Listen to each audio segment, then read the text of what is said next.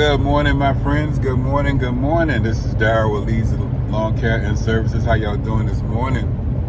I was looking for my glasses. I must have forgot them at the house. It's all right though. So how y'all doing, guys?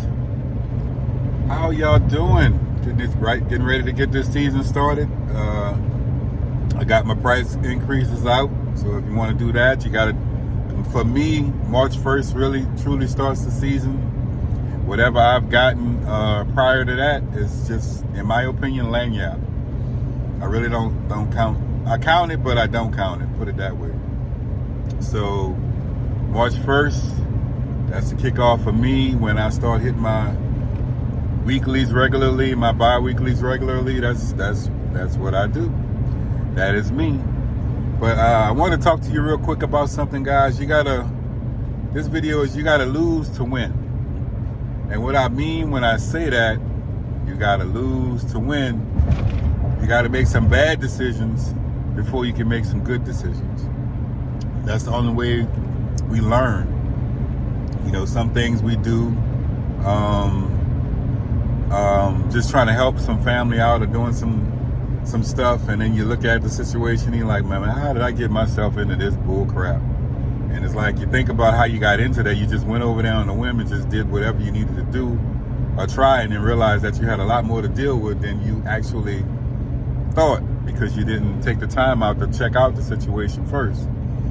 You know, so I saw one of my subs and one of my good friends at New Hope Cuts, man. He put that out there. He did a short asking, you know, what do you do? Do you go and walk the property first, or you just do the quote over the phone? Which I just had a customer. Well, she's my customer, but what happened? She has some family that has a business, right, in a busy intersection, and what happened? She called me to see if I can go and cut that property. And then, but actually I didn't cut the property. I sold the property out to somebody else. And she said 2 years ago, but it was, that was been, I want to say about 7-8 years ago, honestly, when I subbed it out. And I didn't do it. I subbed it out to somebody else, and they went cut. And what happened was, he went seen it. And he said, look, he said, Daryl, he said, give me $50. Well, this was years ago. And I go and I'll cut it. So I paid him up front. Said, here, Mr. Tom, go take care of it. And because I didn't want to do it. I was so, at the time I had about 80 yards, 85 yards. I had no time, like nothing. I literally had no time. And I was working by myself at the time. So I couldn't even move over there if I wanted to move. Just pass through that with the truck. I couldn't do none of that. So I subbed it out to him. I paid him up front. I said, go take care of it. He went cut it. He said, did you get it? He said, yeah, I got it. It's all taken care of. It's all cleaned up. I said, thank you, Mr. Tom. It's awesome. And like I said, I paid him up front. I paid him before he even went over there. I paid him. And so he did that for me. But she's saying 2 years. She got a bad memory. Because that was back when I was a manager at the company I used to work for, and that was about 8 or 9 years ago. That's been a while. It's 2023 now, man. That had to have been around 2015, 2014, somewhere around in there, when I sent him out there to do that. And she said 2 years, man. Nah. It's been a lot longer than that. And then she tried to get me. She's like, yeah, you cut it about 2 years ago, and they need to cut again, and they want you to just give them a price, over the phone. I'm like, nah. I've been burned like that before, a couple of times, giving quotes over the phone. I would say like, well, the base price for my yards usually start at 35, and if it's not too bad, I go up from that. No, I don't even say that no more.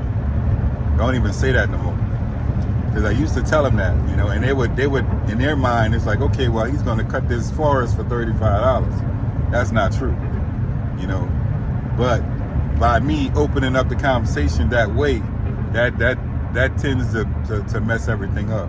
So I don't even say that no more. I keep that to myself. So I got to go check out this property in a busy intersection. I never cut it. I subbed it out. Like I said, the time that I was given the time to cut it, I subbed it out. Which I may do it again. I may sub it out to Josh. I may pay him up front. And, hey, go knock this out, man, because I don't have the time to fool around with it. I just need to go see how much it is. I mean, how bad it is. I may pass through that today because I'm heading to my commercial properties today. I got to do those, and I got a couple other things I want to do. I took off the last couple of days, so I'm working on a Sunday because I took off Friday and Saturday. I had some stuff I had to do and spend some time with the family. Do that, man. I'm telling you, do that. You got, no matter how much entangled you get in your business, man, spend time with your family. Man. Spend time with your family. That's most important. You know, because I used to get hollered at a lot for, because I just throw myself in my work, but I needed sometimes a reality check to know what's more important. A family. What is you doing this for? You're doing this to help your family. That's what you're doing it for. So when your family come at you and wants to spend time with you or do things with you, you do it. You just it's your business. You run it how you want, but you do have the time implemented in there to take out to spend time with your family. Don't ever neglect that. We work, like I said, through the week. Nobody notices much because during the week we don't really, you don't connect as much. But on the weekends, it's usually when, everybody's off and they want to spend time and connect. So, yes, last couple of days we did some family stuff. And so I'm back out today because I knew I had to do these commercial properties because I got to collect money from one of them tomorrow. I collect money from the other one Friday. I got that already. I went and got that. But, Thursday, because Friday I was off. So I got that on Thursday from them, and then tomorrow I get from the other commercial property. But I got to go cut it today, so that way I can feel good about collecting. I can always go there and pick up a check and not do anything, but I like to have something done to where you can see the results of the work. So yeah, man, spend time with your family, but like I said, you got to lose to win when it comes to making decisions about stuff. Don't just take people's word of mouth. Go over there, check it out. Have a price in your head already as to what you want to charge to do certain things, and then you go from there. Okay. And it's when you got to lose to win. It's on a lot of stuff. A lot of stuff. When it comes to pricing and everything. When you realize you're not making enough profit. You have to change your prices. You got to change your pricing structure. You got to recognize that the market right now is up. I hate to tell you that, it's up. And like I say, I'm not saying I'm mid-tier pricer. I'm not high pricer because they got some high prices out there. But I'm mid-tier. I'm a mid-tier guy. I fluctuate between. My base is 35, and then I go up from there. So I have a diverse portfolio when it comes to my yards. I see somebody on a canoe in the lake. So yeah, I have a diverse portfolio when it comes to the yard. So mines fluctuate. I did an assessment. Was it yesterday? Yeah, yesterday. Was it yesterday or the day before yesterday?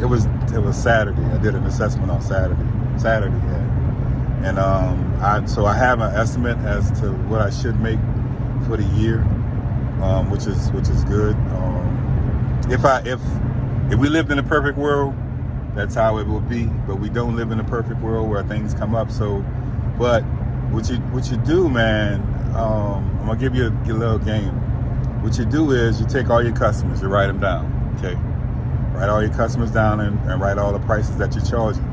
And then you time out the season. I got this season for me is gonna have 35 weeks in it, which Like I said, the November, December, the January, and the February, I don't even count. That's just lanyard. You know, except for the commercial properties because they're all year round. I go there, whether it's snowing or whatever the hell is going on, I go there and I still get paid. So it's 35 weeks, and you multiply that, and that's if you're going every week. Now, if you're going every other week, it's going to be 17 weeks. It's going to be half of that, about 17.5, but I say 17, so if you get an 18th week out of that, that's lanyard. You know, that's just extra added in. But so that's how you got to do it, man. You multiply that dollar amount times that 17 weeks, and that'll give you what you should make off that customer for that season. And if you do like me, it's 35 weeks. All of this is from March to October, and it's 35 weeks. So you multiply that times that amount of money that you get per cut off of that particular individual, and that will give you your yearly or your seasonally number. That's how that works for me. That's how I figure out how much I should make. That's how I figure out how much I'm going to spend in gas for the year, because you can have a budget to where you can see how much you're going to spend. You can always go back and look at your profit and loss statement that's in your software, if you got a software. That'll tell you, because I print all that out at the end of the year, so I know how much I spent. I know the unusual spends that are in there, like you may have something come up that you don't ever pay for, that business related, that you have to put in there. And then when you look at your profits and loss statement that you print out every year, you will see that as an unusual thing, and you have to kind of budget for that. So that way, you know, you'll have that in there. So that way, if something happens, you'll plan for it. You'll put an extra $200-300 on top of what your estimate for the week is. Because I do my estimates it's actually for, you can break it down to the day, what you need to spend to get to work. Or you can break it down for the week, about what you need to spend for the week. But we do this daily. We go to the gas station almost every day. We get ice. We do, different things. So that's just some stuff to think about, when it comes to your business. I mean, that's how I run my business. That's how I kind of stay on top of some things when it comes to things that I need, things of that nature. So for me, that's how I do it. But guys, I'm not going to keep you guys long. I just want to talk to you about that. I know it's kind of boring, but it's educational, because this is how I learned, how to do something, how to do things. And so I'm going to speak to you about that, because, I want you to get some type of structure in your business to where you have an idea of the things that it's just some good advice. You may want to take those things into consideration or not, but I'm gonna keep it real with you. I'm gonna tell you how it goes for me. I can't say for everybody, but I can say for me. So that's how I know how much I'm going to make. That's how I know I have an idea about how much I'm going to spend, and that's what we do. That's how we do it. So guys, I love you guys. I'm praying for you guys to start off having a strong season this year. I'm looking forward to a good season, and we're gonna roll with it. I'm gonna be with you. I'm gonna make videos. If you have answers to anything, any questions or anything, and if I have the answers, I'll voice them over. I'll leave comments. I'll put them in there. On my experience, I can't tell you what everybody else does, but I can tell you what I do. All right, guys, love you. Take care. See you on the next one. Peace.